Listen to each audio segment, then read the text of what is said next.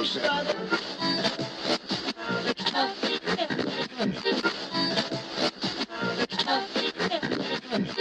up? Welcome to the official DoD Podcast.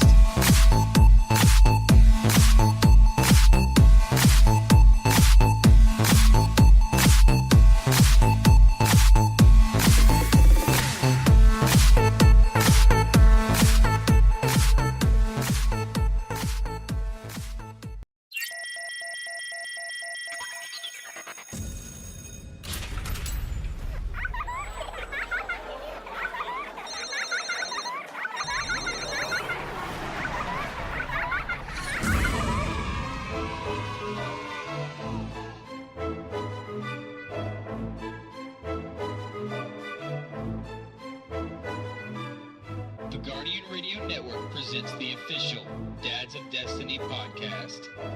The only place where dads can be 100% correct, 100% of the time. Don't tell your mother.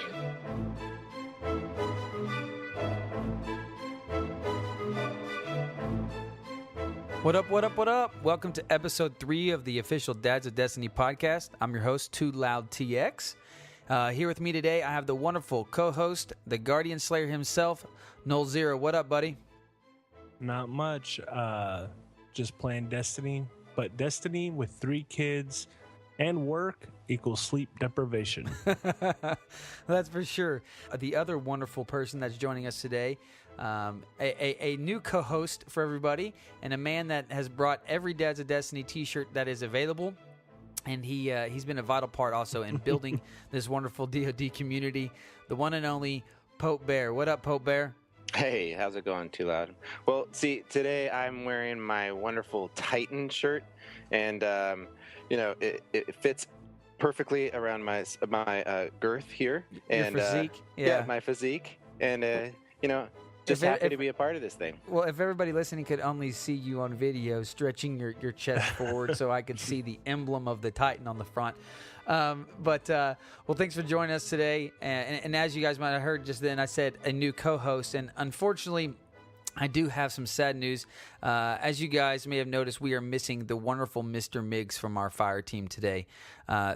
This week, Migs had to make a very tough decision, but one that we can all relate to and understand. He will be putting his co-hosting responsibility on pause to head back to the tower and take care of some other family obligations that he has. He wanted me to express his gratitude to our wonderful community for all the kind words, the support that he has received as well.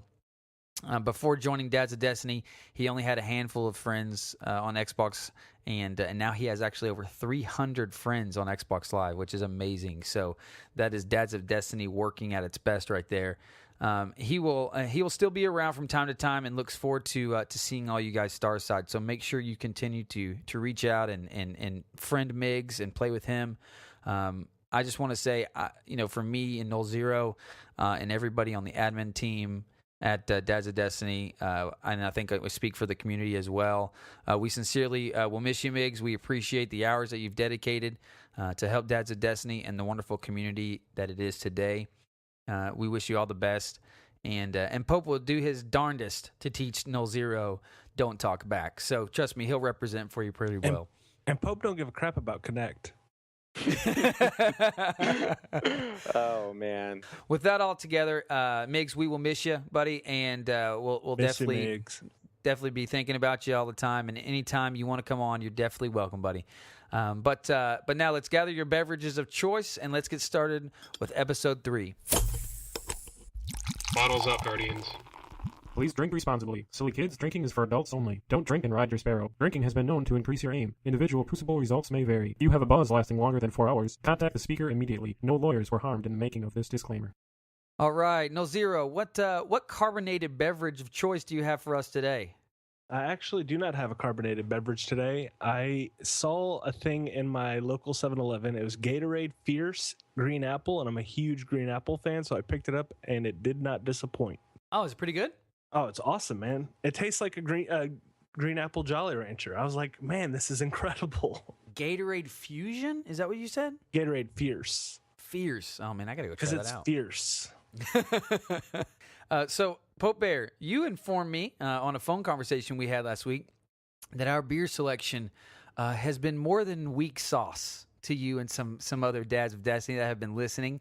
And so, with that said, I want to know, what are you drinking? What is a real man's beer today, huh? Well, I have to tell you that listening to the first two podcasts, I felt like I needed to pull your man cards. Simply because, oh my gosh. The beers you were drinking were ridiculous. Okay, fruit beer and I don't even know, Michelob Ultra Light from a Vortex bottle. I don't know, just. So I'm going to be representing the actual beer drinking guys out there who know what real beer is and can appreciate it. Something that is available, throughout the country, but is one of my favorites. I'm from San Diego, California. I'm going to be drinking a local beer there called Stone IPA, Stone Brewery, and it's probably one of my favorite beers to have and something that you should definitely try. Well, it sounds good, and I'm glad that you'll be representing for the more manly man. However, I still will be enjoying my Samuel Adams Summer Wheat from occasion to occasion. So that is not a beer, by the way. Well, real briefly, Pope, why don't you give everybody a little rundown of yourself, your gaming history, kind of how you've been involved with Dads of Destiny up to this point, and anything else you want to inform them about. Like everybody else, I was really excited about the game and went to the Bungie forums to find other people that were excited and I could talk about Destiny with, right? And so on the forums, I met Kingpin and Stop Shooting Me through a forum post. And we started talking about this group. And being one of the co-founders of the group and watching it explode has been an amazing experience, to be honest with you. Yeah, we're at what, 10,000 members we crossed last night? Is that correct? Last night we broke 10,000, and we're in we're in 7th overall in Bungie's top clans and groups.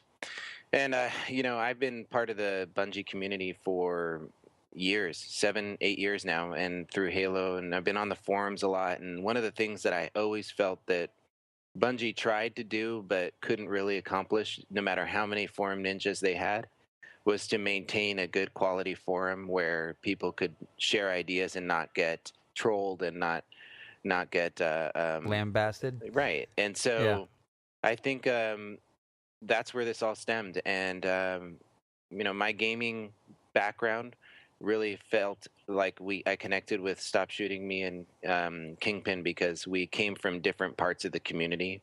I'm a very much a PvP player, and like a lot of people, jumped ship once Reach came out and went over to COD.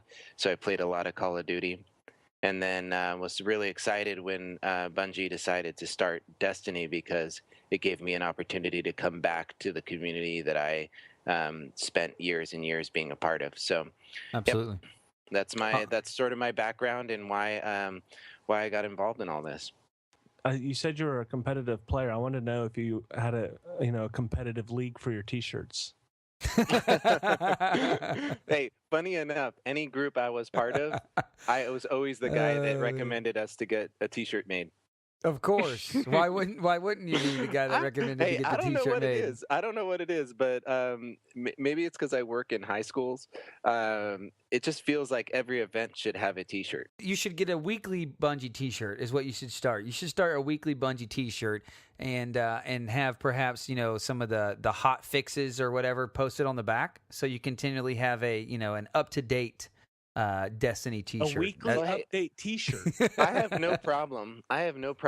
As a part of this process, part of this podcast, talking about the new shirt of the week. Yeah, so we'll do that. Well, speaking of Destiny and weekly updates, obviously some hot fixes did come out this week, which were awesome. It was awesome to see that they could patch the game so quickly. And I'm glad to see that they can just throw the hot fixes in there real quick and send us the patch notes. I know Nolxero loves patch notes, so anytime he can get a list of patch notes, he absolutely loves them. Nothing frustrates me more than when I play a game and a patch comes out and I'm like, what's in the patch? And there's no patch notes anywhere to be found. Because it's like, seriously, you changed something, and if it's not like immediately, oh, that's what's different. It's really annoying because you're like, well, what's the balancing changes? It just drives me crazy. That was awesome to see. I know this week also was a huge week for all Destiny fans, especially guys that are PvE players and really wanted to see what the in-game content was. Obviously, tons of controversy and talk around the in-game, but they did release the Vault of Glass this week, which is the first raid. Have you guys even tried it yet? I think first of all, Bungie's going to have to create matchmaking for it. To be honest with you, I think there's tons of examples out there. I know the people have gone around about this, but I think that they're going to realize that a lot of their community has not played the vault, and they're gonna have to do something like, I don't know if you guys have played zombies in Call of Duty. Absolutely. All right, so the matchmaking to that is something similar to what I think you should have for a mission like Vault of Glass, right? Where you're in a lobby and it finds 6 other people, right? And you're in that hanging lobby and you have to ready up. And in that hanging lobby, you see other people with mics and you can look at their stats and you say, hey, Too Loud, I see you have a mic. Great. I want someone I can talk to. And I see that you're a similar level and you have experience, right?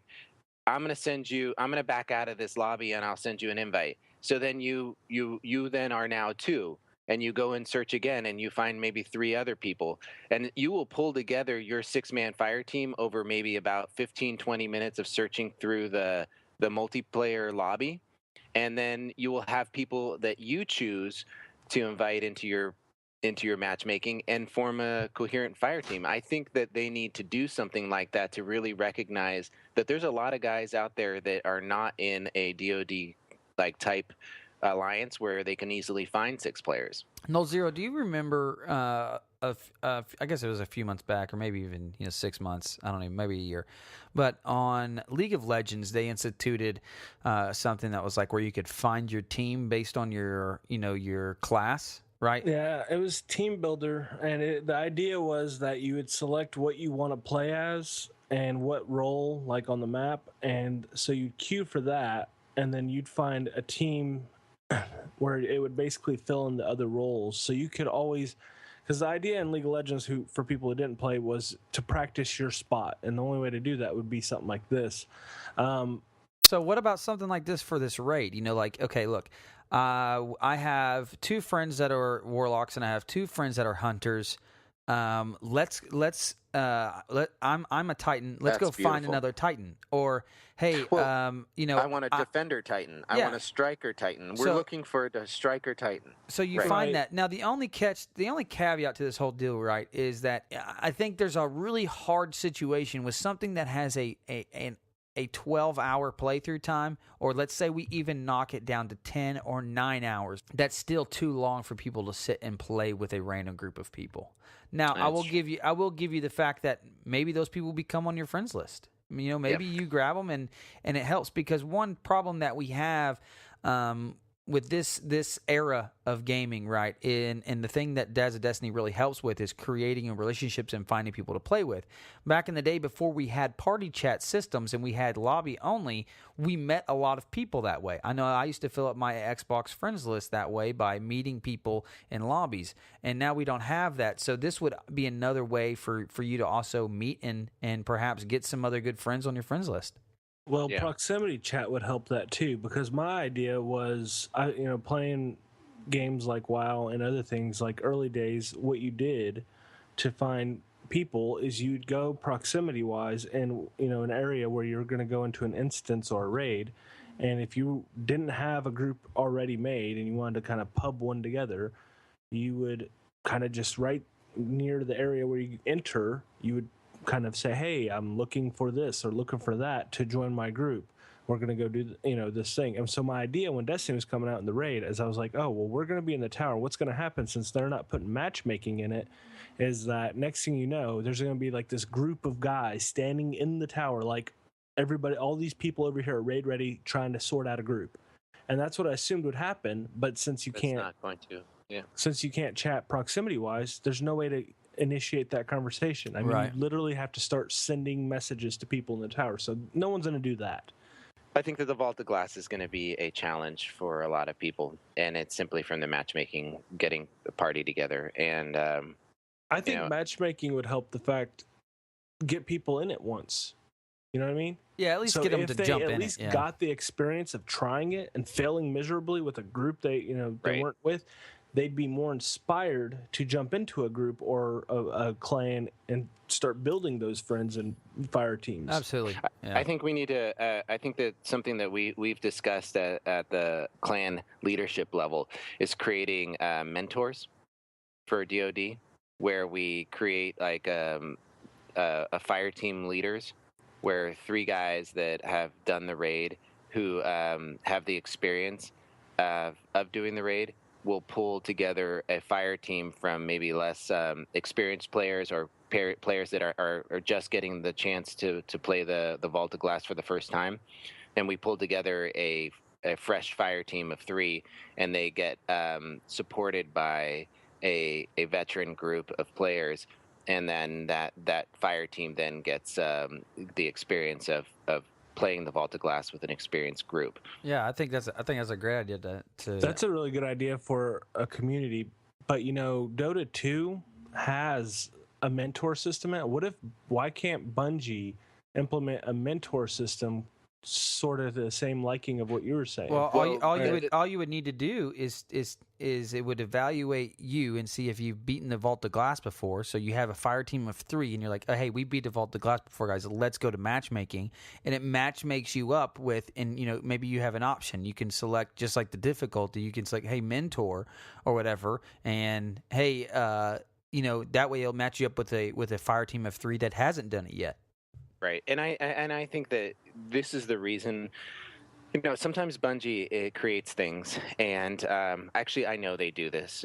They talk about it all the time. Well, they create a lot of things. Well, they what I'm saying is they create an environment Right. where like they create a situation and they wait for their community to interact with it and see how their community interacts with it, and then Absolutely. they support their community in that. So I think what they've done in a lot of ways is they've created this thing. They're seeing how we're going to interact within it, and then we're going to see services and support in a way that maybe players that have not played Bungie games are not used to. I think a lot of people think that this is the way the game is, and that's it, right? But they don't realize that Bungie doesn't operate that way. They sit back, they wait for the community to show where their interests are, and then they support the hell out of them. Think about Forge World, right? Think about Machinima. Think about all the things that came out of Halo and how Bungie was a key aspect of those things growing. Yeah, I mean, they continually say, Deej continues to say every week and every update since I can remember that, Destiny is never finished. It's never finished. Right. They're going to continue on. So, I have faith in this thing. And another thing that came out this week called the Bungie Bounty, they jumped on there and challenged the community and wanted to see, if anybody, I guess, could take them on. Nolxero, I know I talked to you a little bit while you were trying to jump into that. Yeah, I was with a couple guys when I actually didn't know that the Bungie Bounty was going on. I had seen that Deej had posted something about some kind of event, and I opened it up and just kind of briefly looked at it, and I was like, you know what, I'll read it later. And then luckily someone jumped into my fire team and was like, hey, are you going to go for the Bungie Bounty? And I was like, is that what Deej just posted? And they're like, yeah, it's they're going to be in the Crucible. They're going to have a fire team in the Crucible, and if you beat them, you get, that they're going to do this regularly where you'll get, right now it's an emblem, and I think that they said that that's kind of a guaranteed reward, but I was told that there will also be shaders and some other loot that would be special to beating Bungie, and you do actually have to beat them in the Crucible, so you can't just play them. I'd say the only thing I had a kind of a complaint on was I thought it was kind of shallow for an hour. I was like, a little longer, 2 hours, would be a little more helpful for people trying to find them. I mean, what's an average game take, Pope, in PvP? What's it take us? 15, 20 minutes. So they got 4 games in, maybe? Right. maybe And, 5 yeah. at the very most, right? So, Right. that is, 5 times 6, 30. I mean, that's the most people they could have played. 30 people out of this community of millions. You know what I mean? So, the other things that were announced this week, obviously, very similar to the week before, with when we had the salvage playlist the weekend, but this weekend he put them in a different order, and the combined arms now has a date. It is September 19th through the 21st, and that's like a big team battle. So I know Nolxero is not going to be partaking in any of that action. They also gave us the dates for Queen's Wrath, which I know has been up in the air for a lot of people, and a lot of guessing going on in regards to what is Queen's Wrath and when is it going to be. Well, they gave us September 23rd through October 6th, which is almost basically from my calculation of counting days in my head. That's almost 2 weeks. And the Queen is, it says here, the Queen is prepared to reward guardians who extinguish the enemies of the reef. New bounties will be available, and challenging mission modes await those who prove themselves. So, yesterday when I first read this to Nolxero, he said, "Oh, so we're going to the reef?" And I said, No. It doesn't say extinguish the enemies on the reef. It says extinguish the enemies of the reef. Now, I don't know what you guys think about it, but tell me, what are you hoping it is? Story. Some slice of story. I just want some story pie on a plate, and I want to enjoy that story pie. I want to be a part of this crazy world that this queen is a part of, right? That something's intriguing about her to me, and if you hover over the reef, it says, "Dare to strike a bargain with the ruthless queen," right? Right. I'm down, right? A crazy monarch, let me into that, right? I hope it's an opportunity to get some more story, like Nolxero's talking about, and get an opportunity to do something different with the mission arcs, right? So Right. Well, she says when you leave her, at one point, and this is not any spoiling at all, but she says, "When I call, I expect you to answer." right. And so what I'm hoping it is I'm hoping it's a cool way they're presenting some other story missions. The thing about that is when you told me there was a date, like a 23rd through the 6th, and we assumed that that's about 2 weeks. Like I said, I don't have a calendar in front of me at the moment, but sounds about like 2 weeks. I don't feel very hopeful that this is actually going to be any kind of real significant story, and that's kind of a bummer, because I can't imagine them putting a story arc out there that's only available for 2 weeks, and You're that's right. where it's like, oh man, it's 2 weeks. Dude, And if this is a story arc and they take it away, how do you feel about that? well, I'll feel fine because I will have played it. For the people who did not play it, I can assume they'd be pretty pissed. I think there's a lot of that sort of frustration floating around right now, where you talk to people, and I think it extended from the beta. And I know that they were just doing some network tests when they released Iron Banner, and it was only available for those periods of time for a reason, so that they could test their network and their availability. But I think that some of the way that they're releasing content to some people and not others, I've noticed that in multiplayer, I can see game modes that other people can't. Yeah, the other night we went to play together, us three, me, you, and Nolxero, and we were like, okay, let's play some 3v3, right? Which is like what, skirmish? Is that it? Mm-hmm. Yeah. So some 3v3, and lo and behold, I was party leader, and I couldn't select it. It wasn't even an option available for me. It was all I had was Clash and Control. That was it. That's the only two of the four that were available for me on the Crucible little map there. And you're like, no, give me party leader. So I give you party leader, and you get us in there. And I'm like, are you kidding me? I mean, I can't play this, and it's not like I haven't played around a PvP before, right? I mean, I've obviously put in a little bit of time into PvP here, not as much as you, but it just frustrated me. So I asked you, okay, are you a level 2 Crucible? Are you level 1 Crucible? How did you unlock it? And you're like, dude, I'm still like a 0. I'm not even a 1 yet. And so it doesn't really make a lot of sense to me what occurred there, and it's very odd. If they are only allowing certain people certain zones of, especially the multiplayer, dude, that actually kind of aggravates me. I won't lie. I mean, it actually kind of makes me frustrated that I can't go in and play what I want to play. I understand the Iron Banner is special, but something like that, like where just a regular skirmish 3v3 is not available to me because I haven't put enough time in or whatever, it's pretty aggravating. And I don't know. I don't know if it's so much that. I think that it just recognized that I'm the superior player. Oh right? My goodness! And, Here we go. Right, and so it's only offering it to me because it knows I can handle it. All right. Well, Salvage also gets an announcement that it's coming out in September, and the Iron Banner is still coming as well. So those things haven't been out, and I will have to show Pope how to really kill somebody in those game types when they come out.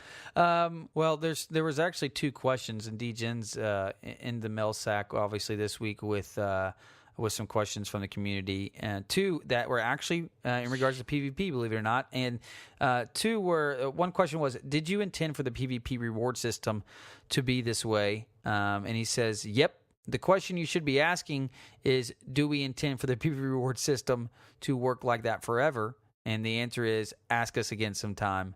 We're only 1 week clear of launch, and what we can promise is that Destiny is never finished. So once again, the answer of, we're looking at it. We're going to listen to the community, right? What you keep saying. Right. I mean, they're obviously going to listen to the community and look at it. I know we have had our frustrations, all of us, and the many groups of guys we put together. The PvP loot system is terrible. terrible. It's like, I did amazing. Doesn't make any sense. The guy with 0.4 KD, he got a legendary item. It was an exotic. It was an exotic. Yeah, I mean, obviously, whenever it's us, though, it's not bad. It's like, okay, cool. Maybe I didn't have that great of a game. I'm second or third, because I let Pope have some kills this round. But, when we get the reward, we're happy. But there is obviously needs to be some explanation to, how am I getting these rewards, and am I working on a, like you guys both told me, maybe there's a hidden XP bar behind the scenes that we don't see, and once it fills up, we get this, and once it hits halfway, we get 1, and once it fills up, we get 2. Whatever the case may be. I just think that they're in the PvP world, amongst competitive people. I think that there is a risk reward, right? There is a skill reward expectation where you practice, you play hard, you learn the maps, you learn the spawns, you get proficient with your weapons, you practice, and you want to win. So when you do, you want to be rewarded for that effort.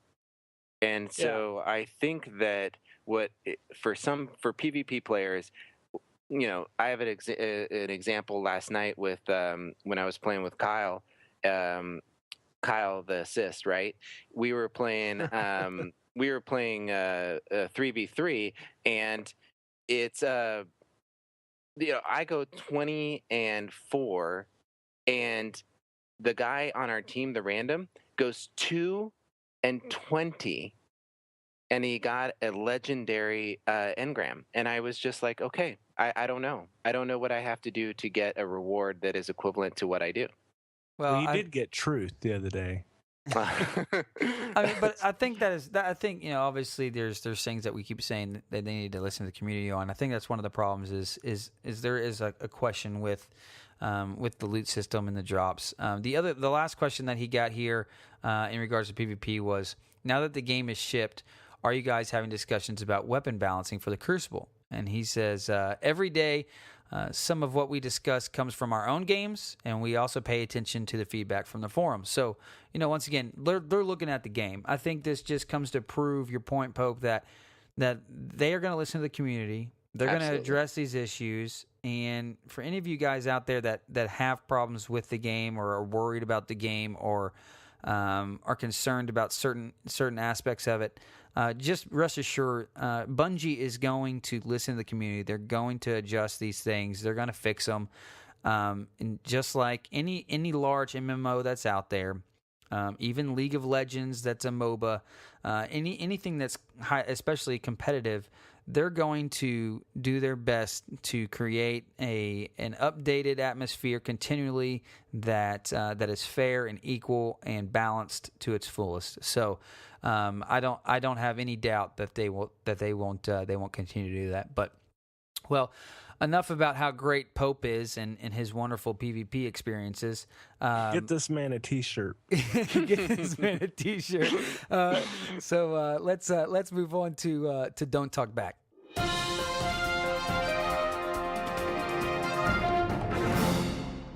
I wanted to be your dad. What does that even Don't mean? you talk back to me, young man. All right, so today we don't just have one conversation.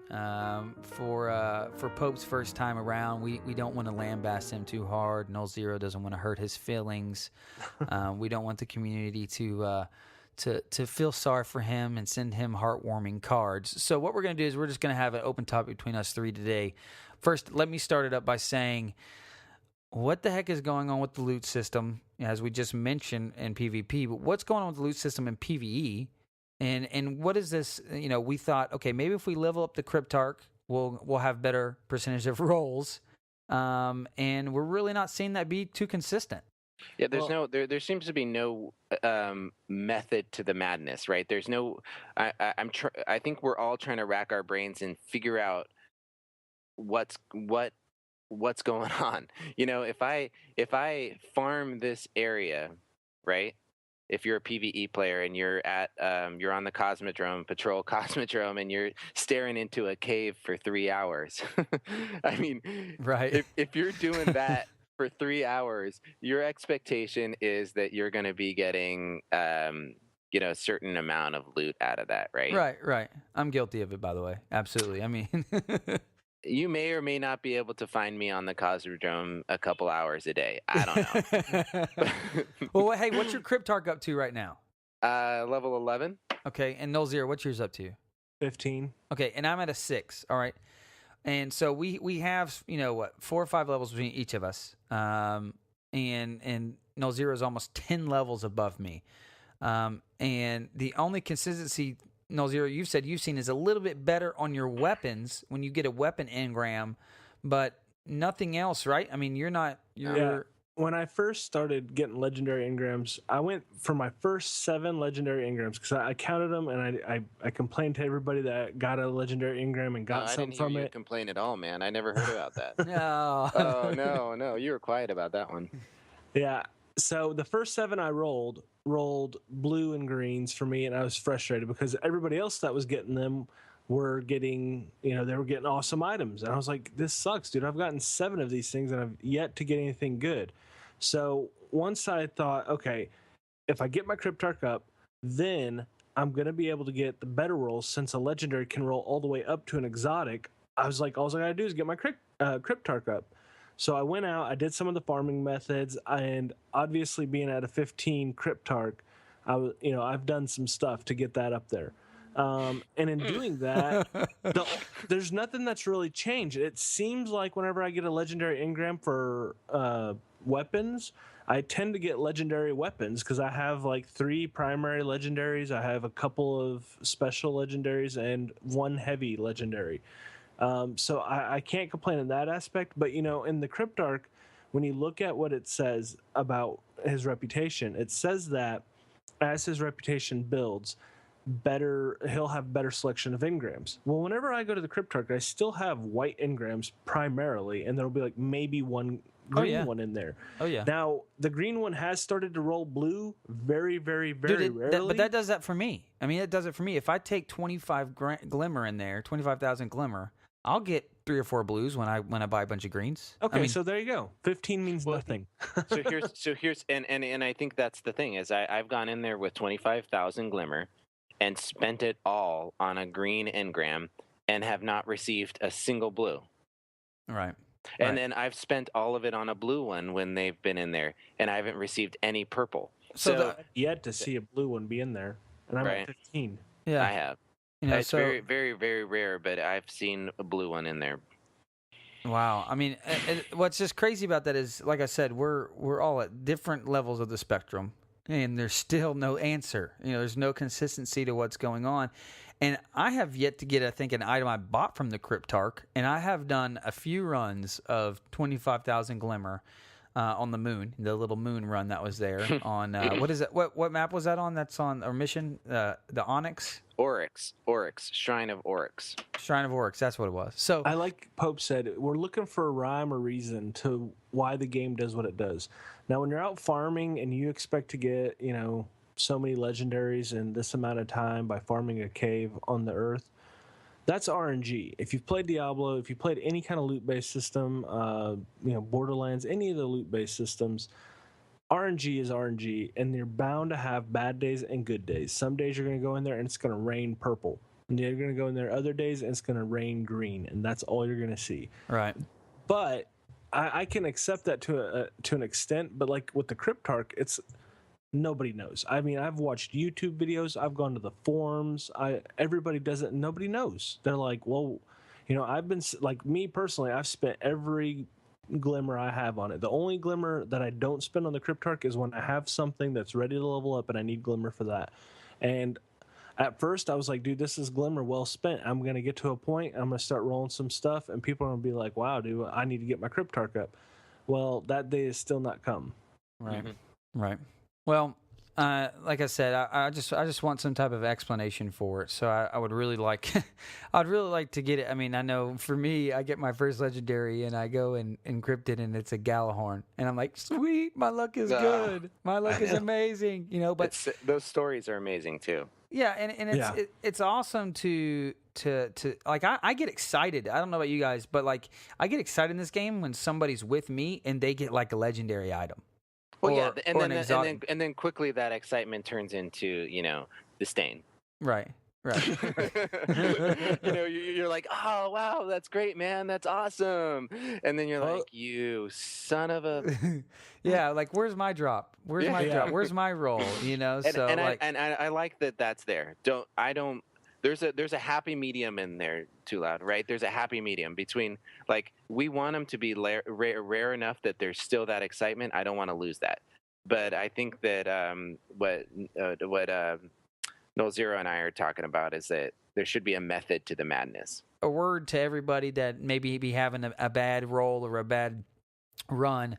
Just keep on going, because the game will turn. RNG will definitely move in your favor eventually. And when it does, you will enjoy it. So today, since Migs isn't here, I'm going to go ahead and fill in for him and do my best for the Mr. Uncle Migs. And now we present Storytime with Uncle Migs, the part of the show where Uncle Migs reads us a story. All right, so Migs did me a favor, and he even sent me the stories that we're going to read today, or the topic that we have for story time, and we really appreciate it. I won't be able to ever quite deliver it like he did, but this week's topic is what all dads have in common. Again, lots of great posts, some that we'd love to read on air, but they're not family appropriate. So I'm gonna let you know this one actually was a topic that I started. So thanks, Migs, for picking out a topic that I started. But I listed a few things in the original post, and I said we have all wiped someone else's behind. I'll use the nice word there. We've been sleep deprived due to our children or destiny in this case, right, Pope? I mean, you've been a little sleep deprived, and we all own a gaming console. So I put those things out there to get it kind of rolling, and so they got the conversation going. And here's a few points that came. The Man Cave Gamer posted, we all know the feeling when things are just too quiet. Right, so when you're a dad, you know when things are just getting too quiet, something's about to occur, or you're like, oh my gosh, it's like a sixth sense, right? You know, it's when you don't hear kids screaming and things like slamming around, and it's just it's like a spider sense, a dad spider sense, or whenever it's really quiet and it's just me and my son at the house, and I'm like. Where Sometimes is I'll he? just yell from the other room. What are you doing? Yeah. What are you guys up to? Yeah. So, or I walk in my Nothing good can 2-year-olds. come from the silence. Oh, no. I walk in my 2-year-olds over there pulling the toilet paper roll throughout the entire house. You know what I mean? So it's like, man. So Hold on. I want to elaborate on when things are too quiet. Okay. When my kids were very young, talking like Caleb and David were about 2 years old. Charity's about 1. We'd place them in bed. Charity was sleeping in a crib still, and David and Caleb were sleeping in their own little beds, and they were all 3 sharing a room. And they weren't. We had laid them in bed, and Charity was asleep, and the boys were kind of giggling and stuff, and they were dozing off, or at least we thought. Anyways, so all of a sudden it got real quiet, and we're like, oh, they must have went to sleep. So I was like, I'll go check on them. Lo and behold, I come into the room, and Caleb and David are fighting each other with the massive bottles of baby powder. They've antiqued the entire room. I mean, it looks like that scene from Ace Ventura 2 when he is sitting in the room with the cage where the bird used to be. It was terrible. Oh, wow, man. That's so good. That's so good. So you have baby powder everywhere. So how long did it take you to clean that up? Oh, dude, you don't even know where to begin. You just don't. You look That's at it, one of those like, things where you're like, what do I do? Do I wipe it? Do I vacuum it? What do I do? You know, so. we got to get a new house. And I have a story with that as well. One time my son was a little younger, and it got really quiet, I immediately reached for my phone, right? Like, my son grabs my phone all the time, and he wants to watch Netflix or whatever on it, right? Right. And I gotta keep him away from that. Otherwise, he'll just, that's all he'll do, right? So it got quiet, and I'm like, what's going on here? And I reached for my phone, and it was missing, and I'm like, oh no. So I ran into his bedroom, and he's on my phone, and he's playing Dragonvale, right? Right. And I'm thinking, okay, well, that's no big deal. And I walk over and I said, here, you need to ask for the phone, and you've asked for permission, and so he's kind of awkwardly, like, gives it to me, and I go, okay, what'd you do wrong here? What's going on? And he was just had this big guilty look on his face, and I said, come on, buddy, tell me. He had I had just recently purchased something on iTunes. Oh God! So it saves your purchase history, and it doesn't make you put in the code. He had spent $100 on Dragonvale. He had bought a sack, or like a bag of gems, or whatever they call it, and he had spent $100 in Dragonvale. Oh my goodness! Wow. And I was just like, I bought the big myself. sack. Yeah, I know. He said, "They let me buy it, Daddy," and I'm like, "Yeah, thanks, iTunes." Well, another comment by, and I'm going to try to do my best to say this right, is Slarty Bart Fast, maybe. Anyhow, he said we've all That learned. almost sounds dirty. We said we've all learned how amazing baby wipes are. The all-purpose cleaner. Coffee stains, wipe. Dried up fruit juice on the floor, wipe. The cat had a hairball, wipe. Changing the baby, honey, where are the wipes? So I definitely agree, man. Wipes are I have a 4-month-old, and they are the all-purpose cleaner, man. I mean, forget Clorox, just give me some baby wipes. So that is too funny. And then let's see, Miles MYLZ Mills 81. He says our Netflix, Hulu, etc. recommended for you list are all kids shows. So that's definitely true. Yeah, and then Neo Insurgent, he says, what about those late night bottle feedings when you are so tired from a long day at work? Both of you and the baby fall asleep in a chair somewhere and wake up to the baby not in your arms because your other child got out of bed to watch the new baby. So obviously he's telling us a little bit of a story here where he was sleeping at night, and the other child took the baby and started to wash it. Oh goodness. So, oh Yeah. my goodness. Yeah, Oh me. play dolls, right? That's Playing a dolls. scary situation right there. Mhm. Well, I know my 2-year-old, he constantly is touching my 4-month-old and like wanting to Yeah. hold him and pick him up. But then when he's done with him, he'll sit on the couch with him. You know, we'll put him in his arms and we'll stay right there. And he'll say, "Go away, go away." So we'll walk away, just take a few steps back, and then hold him. Be, "Okay, I'm done." And like literally get underneath the baby and almost push it. And you have to grab the baby so he doesn't push him off Yeah. of him. It's like, be careful, you know. So.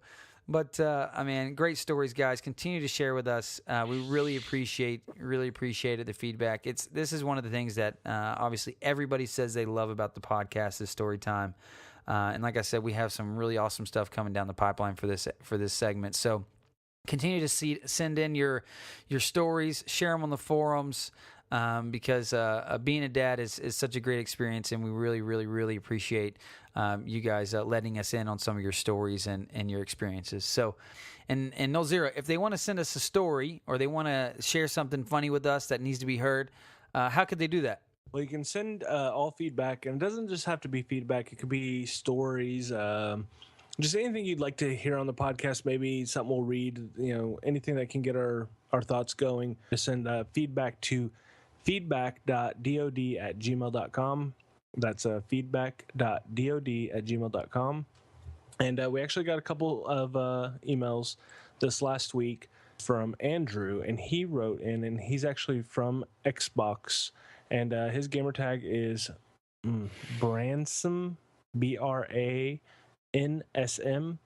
He basically had a long email, so I'm just going to kind of summarize it. He was basically saying he'd like to hear tips and tricks for some of these guys that don't have the time to really, dig into the forums and find out where the best loot runs are, where the best farming areas are.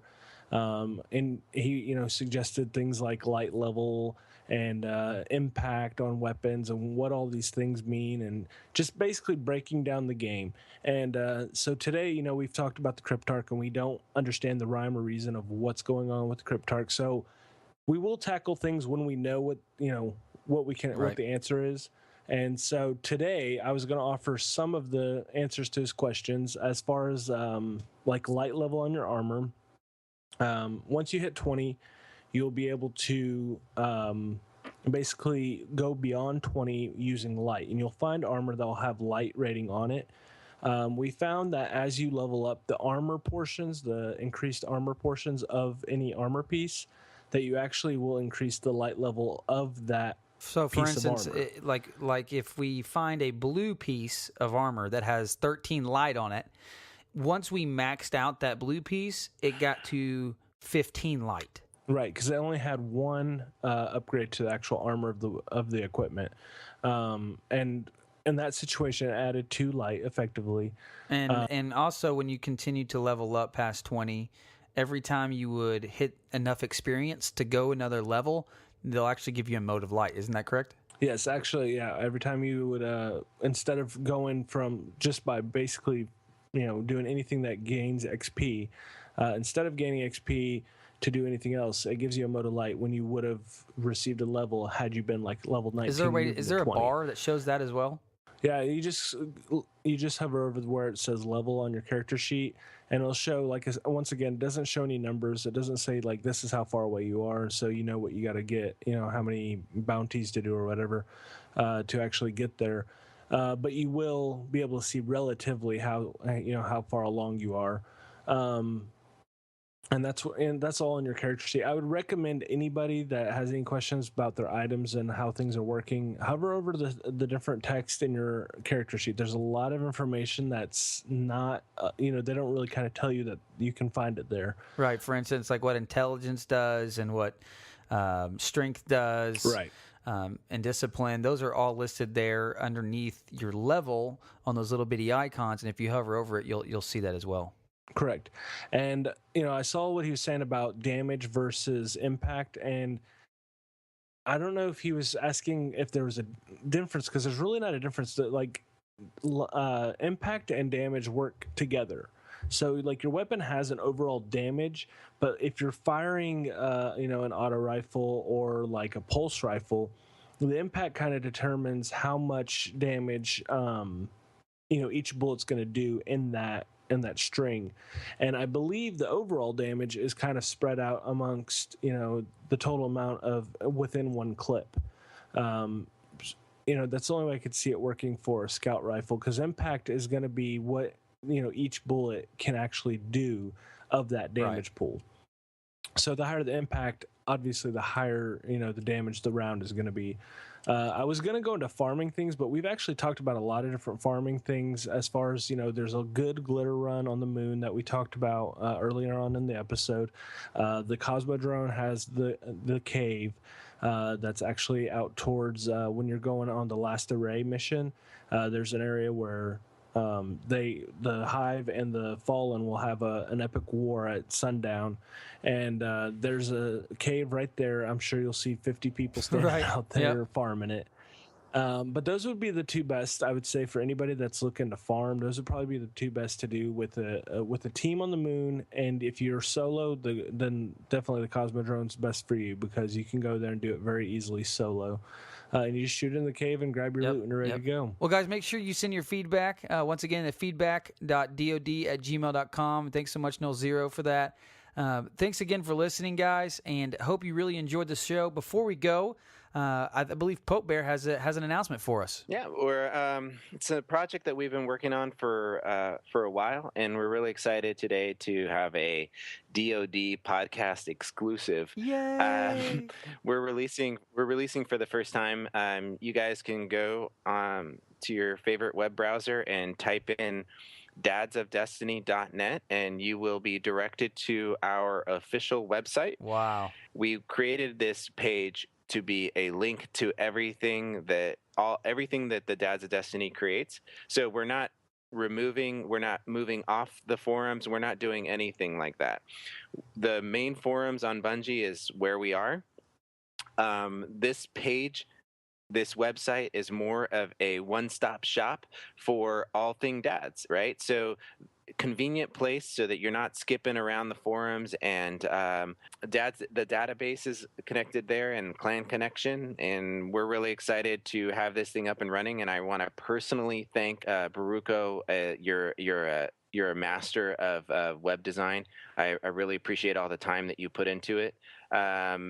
Guardian of DCF, he put in a ton of time, and Deep Fried Dave, as well as everybody on the website development team. You guys did an amazing job in helping this come to fruition, and we've been working on this for about a month now, and I know how busy everybody is, and you've got lives and jobs and work, and the time that you committed to helping put this together, I really truly appreciate it. Absolutely. Thank you. Thank you guys so much. Thank you very, very much. And as he mentioned again, guys, we aren't moving off Bungie.net. The forums are still our home, and Bungie.net is still the place that's going to host our forums. Even the new PvE and PvP forums will be hosted on Bungie.net.